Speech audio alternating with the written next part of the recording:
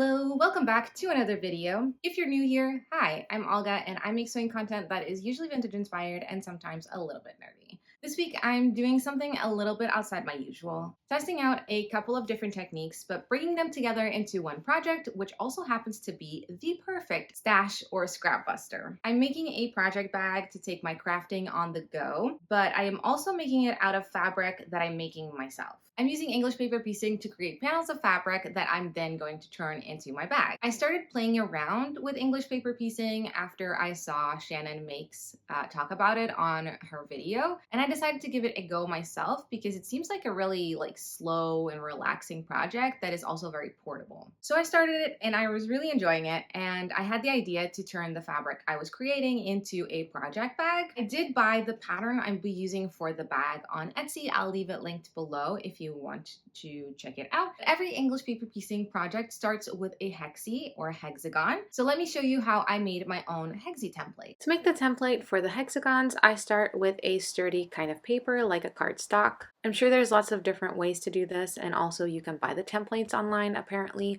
but if you like to DIY like me, you start by drawing a circle with a compass in whatever size you want your hexagons to be. Once you have your circle, keep the compass open to the same size and move the point to any part of the circle you just drew and draw a line, move the point to the line you just made and make a new line. Repeat this until you have 6 lines and have gone all around the circle. Now you can use a ruler to connect these points and the template is ready to be cut out. You can now make a hexagon in whatever size you want, which is important for English paper piecing. In case you have never heard of it, EPP or English paper piecing is a patchwork technique where the fabric is wrapped around the template, basted into shape, and then sewn together one at a time.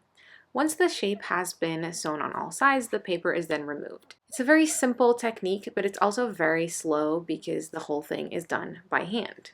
I hope that clears up why you need paper templates.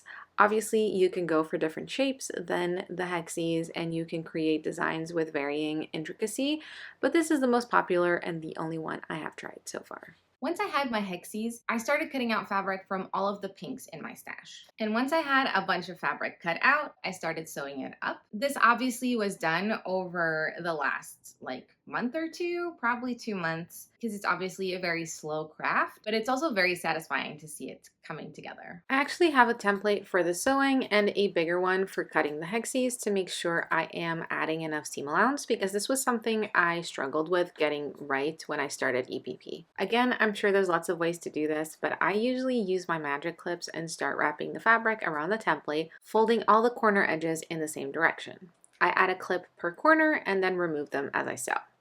To baste the fabric, I've been using leftover threads as well, like little bits of leftover on bobbins or spools around the sewing room in any shade that sort of even remotely matches the color scheme. I tie a knot at the end of the thread and start in one corner doing 2 stitches and then moving the needle over to the next corner and doing a couple more without ever clipping the thread. You can sew them together any way you like, but I really like the flower pattern, so I use one hexie for the center from one fabric and then use a different fabric to make 6 matching hexies to form the petals. It's really fun to look at the scrap pile and see what fabrics go well together, and because this is such a portable kind of craft, I ended up taking it with me everywhere I went. And once I had all of these hexies and flower patterns, I could start sewing them up and turning them into actual fabric panels. Sewing the flowers together is just more of sewing hexies together, but now it's also about how you want the fabric to look. So what kind of colors or prints you want next to each other, do you want a border, etc. I didn't know exactly how much fabric I needed for this in meters, so what I did do is when I started making these pink flowers, I sewed a few of them together until the panel was big enough to accommodate the biggest pattern piece of the bag. Then, using that panel, I made a list of how many panels I needed for the whole bag and how big each panel needed to be in terms of hexie flowers, including the placement I wanted for the flowers. This gave me a solid plan and a light at the end of the tunnel, so I didn't feel like I was making endless pink flowers, but also so I didn't make too many. Using this list also made it way easier to sew the flowers together. Here I was making the facings, so I just need to sew 4 flowers together in a row, and I was trying to make sure the same color or print wasn't too close together. Once I had my panels put together, it's time to quilt them if you want them quilted. I did decide to quilt mine for the extra sturdiness and also because I was going for that very kitschy kind of retro quilted vibe, you know? To get started with quilting, if you've never done it before, you need some fabric, obviously, which can be patchworked or not, and a backing fabric. The backing is usually an interfacing, and there's lots of different ones with lots of different thicknesses and properties. I'm using some that I had in my stash that I bought a few years ago to make some other quilted thing. I like to cut out my backing slightly bigger than the fabric I'm quilting and then pin the 2 layers together to get quilting. Oh, and I also usually press the EPP panels when I finish them. All you have to do is sew lines over the fabric to join the 2 layers together, creating a very sturdy fabric that is also decorative. Because I already have quite a busy patchwork design, I went with a super simple line pattern for my quilting, using my presser foot as a guide for how wide I want to make the lines. Most modern sewing machines will also have a little piece that can be used as a guide if you want wider lines. It sort of looks like one of those screwdrivers that you get when you buy IKEA furniture. Just like with the patchwork, you can use any pattern for your quilting, like diamonds, squares, lines, flowers, and honestly any other design you like. It takes a while to do, especially when you make the lines as close together as I did, but it's also a kind of relaxing type of sewing, so I really enjoy it. Once I have the quilting done, I like to trim the panels to the size of the pattern. Here I actually use my cutting mat and rotary cutter. It's very unlike me. And I use my super silly pattern weights. They're literally rocks that I picked up outside on walks and painted to look like fairy houses. If there's any hexies that didn't get cut into, I unpick them from the scraps and save them for future projects because you know there will be future projects. So now that we have all of our panels quilted, we're ready for the next step, and that's usually putting the lining together. But I have gone ahead and done this off camera, so let me show you what I came up with. This is what the inside of the bag is going to be. I've added my tag. I used this, which was just extra length from some curtains that I had to hem. And then I used some scraps of taffeta for the pockets. I thought that the slipperiness of the taffeta would be really helpful in a project bag because it would make it less likely that fabric and threads and yarn would stick to this. So to actually make the lining, I started with the pockets. I basically stitched a lining piece of pocket and an outer piece of pocket, so one taffeta and one canvas to each other along the top and with right sides together, and then I flipped it right side out to what you see here. I top stitched along the top, and then I placed this over top of the line of each lining piece. And when I stitched the sides and the bottom, I basically sandwiched the pockets in there. Once I had all of my sides and stuff sewn in, I actually went over and stitched this line over the pocket so that I could make it into 2 pockets. And then on this other side, I divided the big pocket into 3 smaller pockets. You can do any disposition of pocket you want. The original pattern actually has you make the pockets for the outside. I don't know if you also have pockets on the inside, but I didn't really want outside pockets because I felt like it would look too much like a project bag, and I wanted it to look like a bag that is also a project bag. I didn't want it to be so obvious. Anyway, you can add more divisions to this if you want. Like you could make a bunch of little rows and have all of your crochet hooks in here. You can really personalize the lining to whatever your needs are. Basically, the outside of the bag comes together in the exact same way as this. So let's go finish making the bag together. I found this really cute heart-shaped lobster claw charm thingy at the craft store, which I thought would look adorable on the outside of my bag to add charms or keychains to. To attach it, I need to make a little tab of fabric, so I used some of the lining fabric, folded it in twice to hide the raw edges, and I pinned it together so that I can top stitch it. I did 2 lines along both long edges, one to keep the tab closed and the other just for the aesthetic of it. Then I added the charm to it, clipped it closed, and set it to the side so I can sew it into the bag later. For the bag, the first thing I did was to pin one of the big side panels to the base and stitch that in place along the long edge. To make the next sides easier to sew and avoid like wacky looking corners, I'm only sewing up until the seam allowance given in the instructions. Then I take a small side panel and I pin it to the big panel along the long edge, and I also pin it to the base along the short edge. It'll form an L shape. Again, I stitch that in place, making sure that I stop at the seam allowance of the edges, which still have more sides to be sewn onto them. I hope you know what I mean by that. But yeah, sewing bags is weird because the instructions and steps themselves are quite simple, but the logistics of maneuvering all of that thick fabric under your machine can be a challenge. So at the corners, what I tend to do is pivot, leaving the needle in the fabric and fold the fabric around so that I am stitching the correct seam. It helps to really take your time and also make sure you backstitch at the corners to keep them sturdy. Now you can just repeat that for the two sides, pinning the new panel in place along the side edge to the existing panels and along the short edge to the base, and sew carefully, pivoting at the corners. It gets harder the more panels you add because there's more material, but thankfully this interfacing is pretty malleable still, so it wasn't too bad. So when I put together the lining, I did this exactly, but I was also sandwiching the pockets at the same time. Anyway, once all my panels were sewn together, I clipped the corners to cut down on the bulk a little bit. Then I pinned the little charm tab in place, trimming off the excess fabric. And I placed my straps in place as well.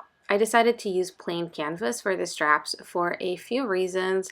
I thought it would look cool. It's a very sturdy fabric, which would be great for straps, and I didn't think I wanted super thick quilted straps. I used the leftovers I had of this pink canvas, and this was literally all that was left. I had also used a lot of it to make the hexies, so it would fit in to the theme really well. So I cut in half what I had left, and just like I did for the tab, I folded them in twice and top stitched along both long edges. And I was lucky because the amount I had made the perfect straps. And here you can't really see what I'm doing, but I am pinning the straps to the bag with right sides together, just like for the charm tab, making sure that they are the same on both sides. To put the facings together, you just stitch the two pieces to each other along both short edges with right sides together. I did have a feeling like they were too big for the bag though, so I pinned the facings to the bag to make sure, and yep, they were too big, so I marked out how much I needed to shorten them. I also knew I wasn't going to use the closure from the original pattern, but I did want this bag to close, so I decided on plastic snap fasteners, or poppers as some people call them. I marked where I wanted them to go on the facings so I wouldn't have them visible on the outside of the bag, because that would also be more challenging to apply than to a single layer of quilted fabric. Then I unpinned the facings, stitched along the new line, and trimmed the excess. I grabbed some pink snaps and the little plier tool as well as my awl, and I got to work putting the snaps in place. But plot twist, I'm actually sewing the facings to the lining first, but you didn't see that one coming. I pinned the facings to the lining with right sides together and stitched that in place. And then I flipped the facings up to their correct placement and top stitched that seam. I did this for a couple of reasons. One, I thought it would look really professional, and two, it would help keep the seam allowance of the facings where I want it to be, since the facings and the lining are quite different thicknesses of fabric. Now I can flip the lining right side out and stuff it into the bag with right sides together. I know I'm kind of off frame here, I'm really sorry, but I am just pinning the lining to the bag, making sure to match the corners, and sandwiching the straps and the charm tab I pinned earlier. Then it's time to sew this together. You need to leave a gap somewhere in this seam so you can flip the bag right side out. Make sure you take it slow and backstitch at both ends of the gap you're leaving. I chose to leave my gap on one of the short edges that didn't have the charm. You could also leave the gap in the lining and then sew that closed, but I'll explain why I like to do it in this way in a minute. Now comes the worst part, in my opinion, where I feel like I'm playing midwife to an inanimate object and have to pull out the whole bag through that little gap that I left. Once the whole thing is out, take advantage of the gap while you still have it to get those corners nice and crisp. Again, I am so sorry for my shoddy camera work here, but now I stuffed the lining back into the bag so I could pin the little gap closed. While I'm at it, I also pin around the rest of the bag, making sure that the top edge is exactly how I want it to be. Then I top stitch all around that top edge of the bag, closing the gap and ensuring that the facings don't roll out to the outside. If you don't want to top stitch the bag here, I would have left the gap somewhere else, less conspicuous. And that is why I leave the gap where I leave it, because I like top stitching the top of the bag at the end. But yes, with that seam done, it's time to put all my projects into my cute new project bag. I start with my knitting project, which is this little cardigan that I'm working on and all the yarns I need for it. Then I add a crochet hook for any dropped stitches, a stitch holder, and some stitch markers. Next in is my sewing kit, which holds thread, needles, etc., as well as the other EPP project that I'm working on right now, which is supposed to be a quilt someday.